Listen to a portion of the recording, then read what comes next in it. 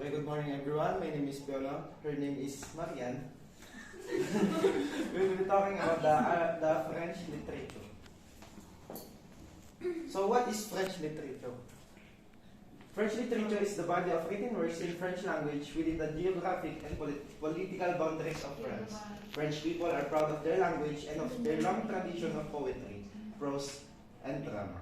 Pure language and perfect form had been traditionally prized in French literature. Tama? Tama. Yeah. We have different kinds of French literature. The medieval French literature, the French Renaissance, the triumph of classicism, the French Enlightenment, the 19th century, and the 20th century. The medieval period. This period saw the different genres of creative works carried out by poets, clerks, jongleurs, and writers. They also witnessed the emergence of a literature in the French language in the form of numerous epic poems. Chanson de Gaste. These poems told of the heroic deeds of the knights fighting with against Charlemagne.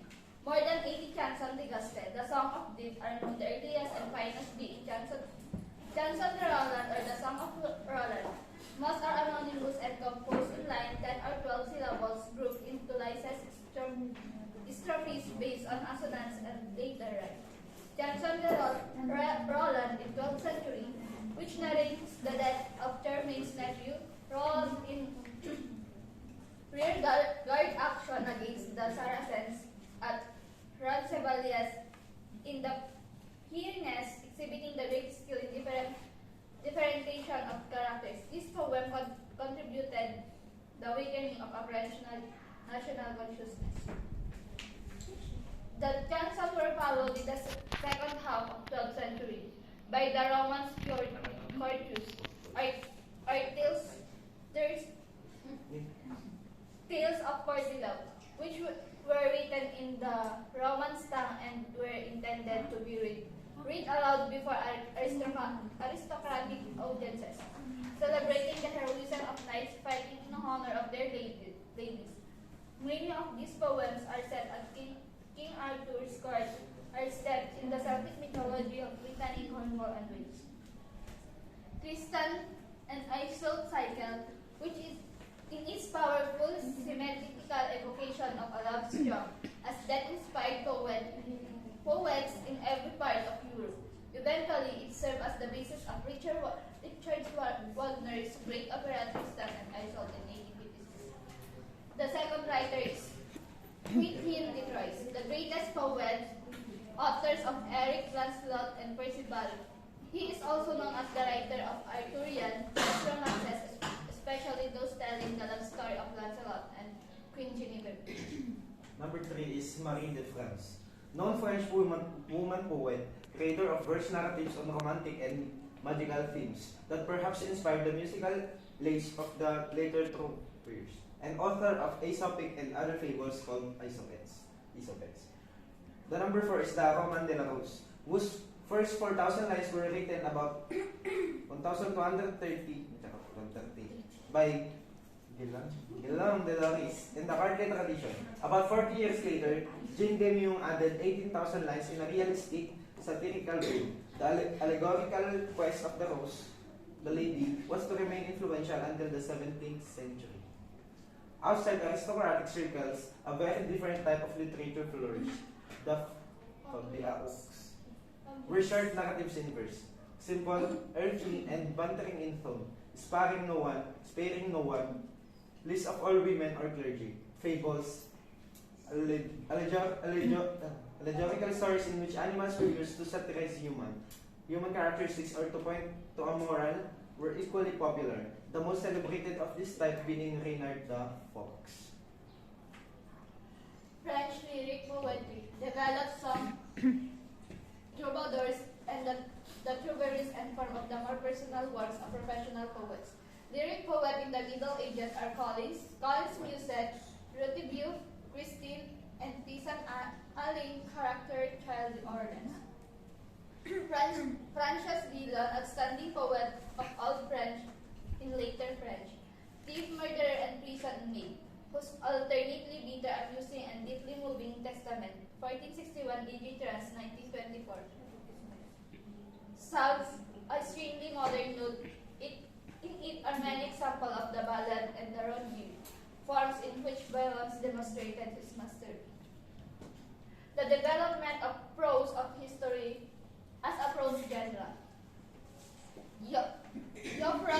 Geoffrey de Villehardouin, in this conquest, Constantinople, 1207, EG France, 1829, gave an eyewitness account of the sacking of the Byzantine capital in 1204 by Western Crusaders and ruled the Holy Land.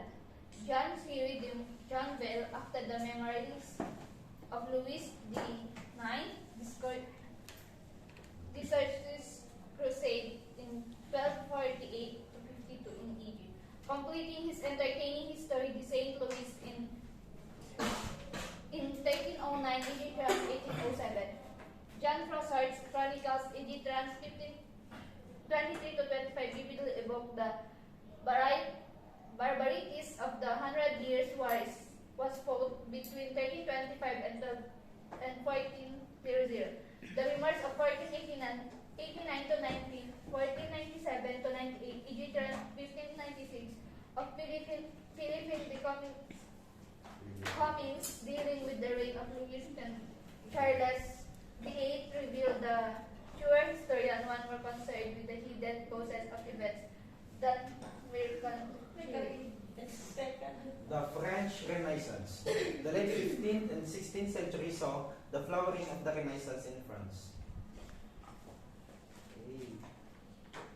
Francois Rabelais, in one of the great comic works of world literature, gave pointed expression to the feeling of rebirth and being experienced by the European intellectual community. His work was Gargantua Pantagruel series, 4 books published from 1532 to 1535. Framed as chivalric romances, they used the theatrical language of vaudeville to satirize heroic verse, traditional pedagogy, and humanist ideals. Michael de Montaigne, who is the second half of the 16th century, invented the genre, the familiar essay that proved ideally suited both as a showpiece for his learning and urbanity, as a forum and for the critical exploration of personality of ideas. Montaigne wrote the books of essay. Essay was an original name of this kind of work. It became an appreciated genre soon after. The main edition are recognized 1580 and Mrs. Lynch, and only the first 2 books were written, 1588 and 1599. French prose was not allowed in feeling the wings of change. The breaking the band was even more pronounced in poetry. New forms like the sonnet, imported from Italy, as well as Greek and Latin odes, all enjoyed popularity, but French poets were also interested in making of their native language and more suitable instrument. Number 3, Joachim de Bolay. In 1549, Joachim de Bolay wrote a nationalistic manifesto calling for the enrichment of the French language to ensure its parity with ancient tongues. His poetic works are delicate, melancholy, and sensitive. De Bolay's major works, The Regrets of the Diverse Jews, Resticus, the Premier Livre des Antiquités de Rome, and the Geometa, all published in 1558, owe a large part of their inspiration to his stays over. He went with his relative Cardinal John de Belay in 1558. Number 4 is Pierre de Ronsard, the Prince of Renaissance poets, the uncontested leader of the constellation of poets called the Plain. With the lyrics, sonnets, light odes, and political verse of his later career, he helped to free French poetry from the pedantry of the past. His numerous collections of poetry include Odes 1550, Les Amours at 1552, Le Bocage at 1554, and La Franciaide 1572. Number 5 is Clement Marot, one of the greatest poets of French Renaissance. He also used of forms and imagery of poetry had marked influence on the style of his successor. One of his best-known work was the Inferno, an allegorical satire on justice. Number 6 is Destin Jodel, French dramatist and poet, one of the 7 members of the literary circle known as La Théâtre, who applied the aesthetic principles of the group to drama. His first play, Cleopatra Captive, a tragedy in verse, was presented before the court at Paris in 1553. The cast included his friends Remy Belleau and Jean de la Pérouse. Jodel wrote 2 other plays, Eugene, 1552, a comedy, and Didon se Sacrifan, another verse tragedy based on Virgil's account of Dildo. Ay, Dildo. Next is Robert Garnier, outstanding French dramatist of his time. In 1582 and 1583, he produced his 2 masterpieces, Bradamante and Les Juifs in Bradamante. The first important French tragic comedy which alone of his plays has no chorus. He turned from Senecan models and sought his subject in Ludovic Aristide. Francois de Malherbe, French poet who described himself as an excellent arrangeur de syllables and theoretician whose instance upon strict from the restraint and purity of diction prepared the way for French classicism.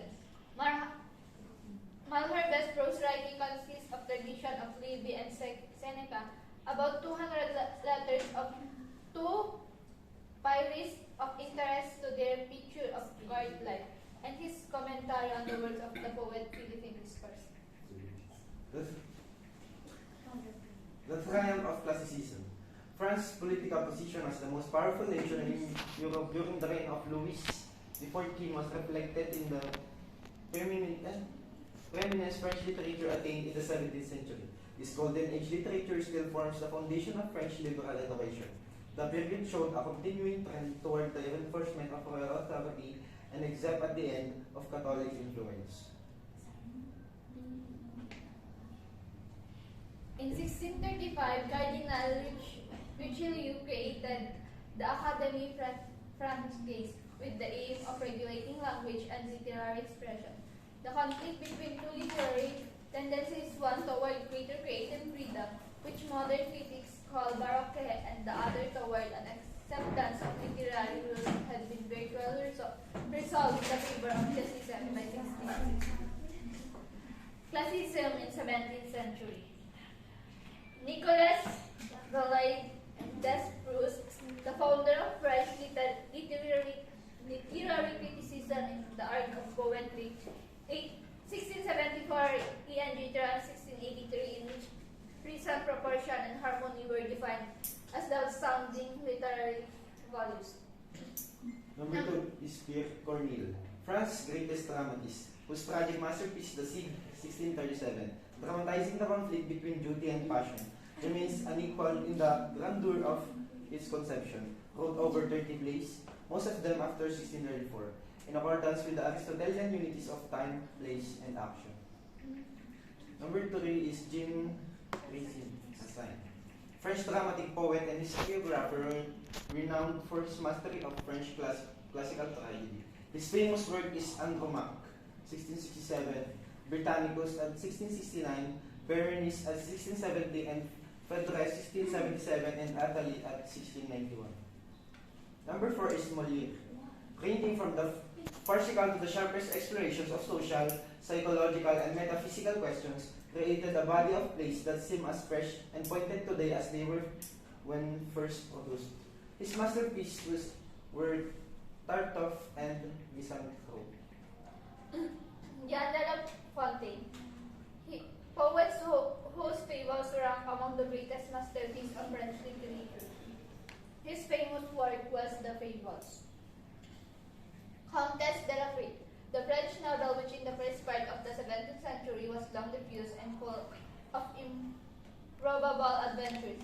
Last Stress, 1607-28 for instance. Also Come of Age in The Princess of Cleves, 1678, E.B. Trans, 1625, a concise psychological analysis of a moral problem in married life. The Comtesse de la Fée fashioned a perfect model of the novel of character as the developed in France. Number 7 is Madame de Sévigné, was French prominent writer of epistles class in the 17th century. Number 8 is Louis de Roboy Joe de Saint-Simon. He is the soldier and writer known as one of the great memoirs of France. His memoirs are important historic document of his times.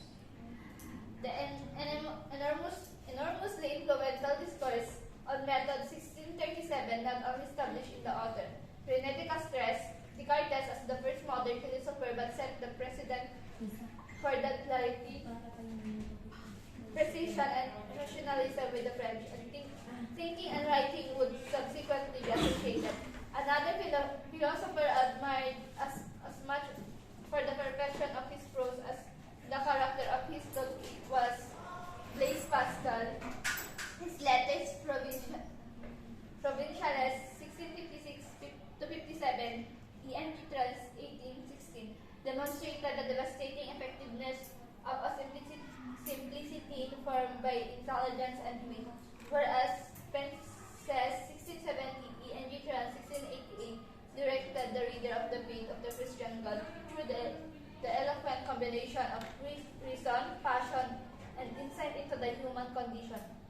More grandiloquent and certainly better representative of 17th century religious orthodoxy were the sermons and funeral orations of the great preacher and theological polemicist Jacques Rousseau.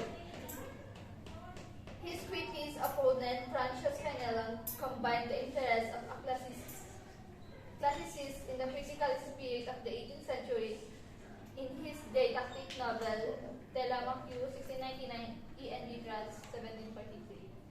The French Enlightenment. If reason, understood as harmony and balance, stamped the splendid century. It was above all the spirit of scientific inquiry that gave to the 18th century its special character. With the decline in the authority of the French monarchy, all social and political institutions came under questions and eventually attacked. Ideas assumed sovereign power as one by one. Traditional bastions were subjected to the scrutiny of the philosophers. Probably no other country or century has witnessed such a concentration of intellectual talent as that represented by the French Enlightenment. Number 1 is Pierre Ville, a Protestant philosopher turned freethinker who advocated religious toleration. The philosopher of Rotterdam was a historian, literary critic, and journalist. Encyclopedist, French Protestant refugee, professor, and above all, philosopher. He is best known for his encyclopedic work, The Historical and Critical Dictionary, 1697, first edition, 1702, second edition. Number 2 is Montesquieu. Was one of the great political philosophers of the Enlightenment period. Also adopted the method of comparative analysis, producing in his masterpiece, The Spirit of the Laws and Persian Letters, profound study of the different types of government.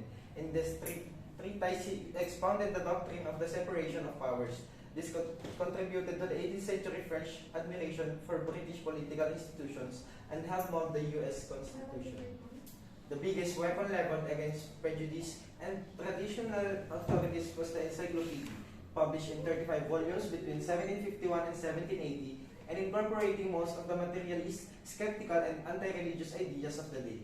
This was a collective enterprise directed by Denis Diderot, to which the best minds of the age contributed: John d'Alembert, Baron de Holbach, de Condillac, Anne Robert, Jacques Turgot, Montesquieu, Voltaire, and Rousseau.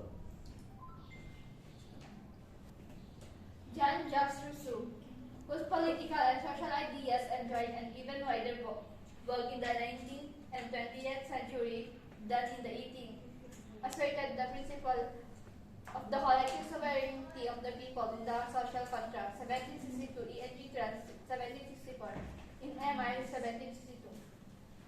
He expressed the pedagogical theories that formed the basis of the later experiments in progressive education. His novel, Le Nouveau Religieux, in 1761, a compendium of the major intellectual questions discussed at the time, was a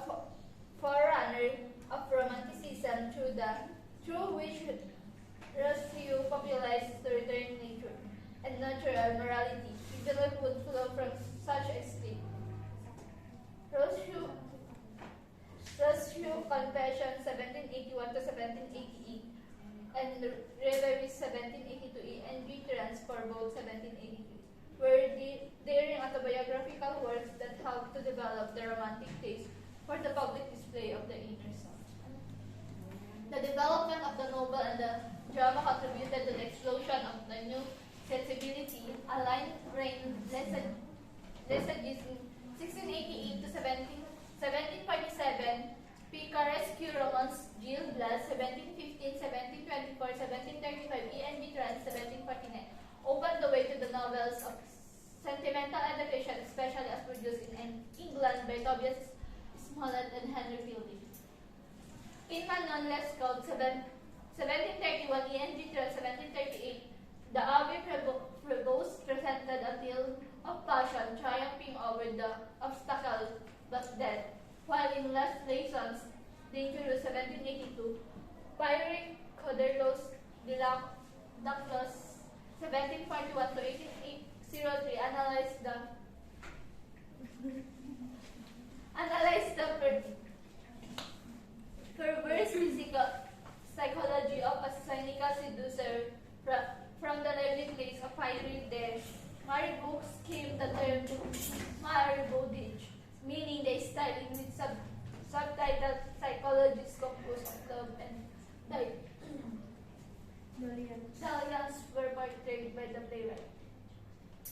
Poetry in the 18th century suffered from the desiccating influence of rational analysis, but one great poet emerged, André Chenier, whose verse was inspired by the harmonies of classical Greek models and by a love of liberty, became after his execution during the Terror an important influence on the early Romantic school, the 19th century. The first break with Romanticism was made by Théophile Gautier, a one-time enthusiast whose art for art's sake credo announced the arrival of the Parnassians, a group of poets infatuated with formal perfection and objectivity and hostile to the romantic subjective effusions. Led by Charles Marie Leconte de Laissalle in the 1860s, the Parnassians saw their ideals best realized in the sonnet collection Les Trophies, 1893, English translate 1897 of Jose Maria de Heredia. To create beauty even out of the horrors of life, Charles Baudelaire in the Flowers of Evil sounded a new note obsessive morbid, presenting the poet as an accursed being that would significantly influence all subsequent French poetry. The 20th century. France has been characterized by a tremendous expansion in literary output and the ever faster pace of experimentation with new means of expression. Both Marxism and Freudianism have left a deep imprint on literature, as on all the arts. Two world wars have tried France sorely, an altogether new world. The result of such profound socio-economic and political change has been a continuous questioning of for all moral, intellectual, and artistic transitions.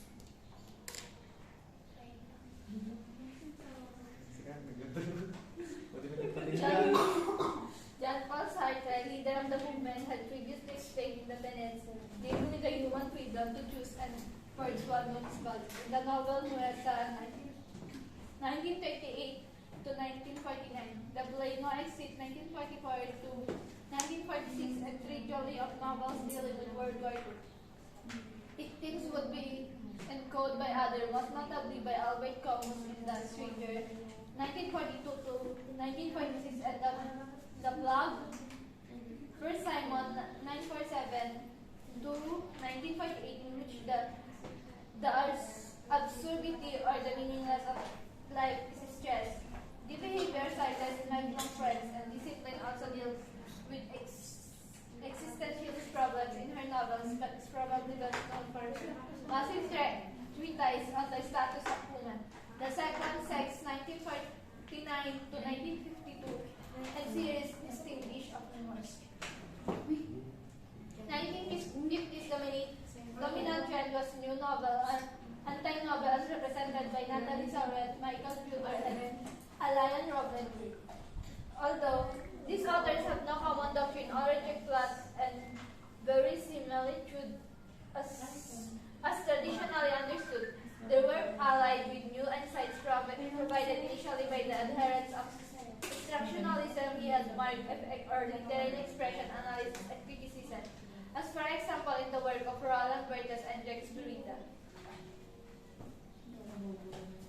Pasing. Ang paka!